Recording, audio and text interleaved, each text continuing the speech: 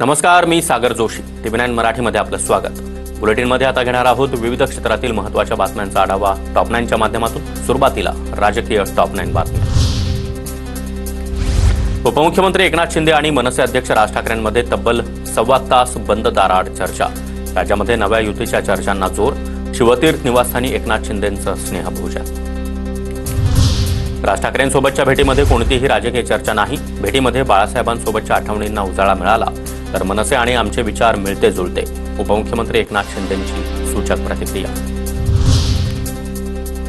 नाशिकमधील दर्गा परिसरामधील अनधिकृत बांधकाम हटवण्यास सुरुवात. दर्गा ट्रस्टला म्हणणं मांडण्यासाठी दिलेली मुदत संपल्यानं कारवाईला सुरुवात.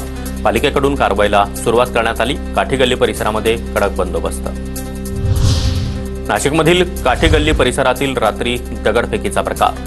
3 ते 4 पोलीस जखमी तर 5 वाहनांचं नुकसान. वादग्रस्त धार्मिक स्थळाबाबत अफवा पसरवल्यानं तणाव निर्माण.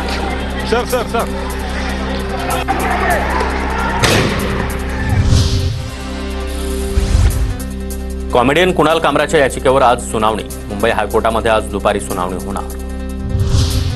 मेहुल चोक्सीची बाजू मांडणार युरोपमधील महागडे वकील. चोक्सीचं भारतातील प्रत्यार्पण टाळण्यासाठी युरोपचा सर्वात महागडा वकील बाजू मांडणार. मुंबईला बॉम्ब न उडवून देण्याची धमकी देणाऱ्याला पोलिसांकडून अटक. बनावट कॉल करणाऱ्या सूरज जाधवला बोरिवलीमधून अटक. धनंजय मुंडेंकडूनच वाल्मिक कराडच्या एन्काउंटरचा प्रयत्न. धनंजय मुंडेंनाच वाल्मिक कराड नको होते.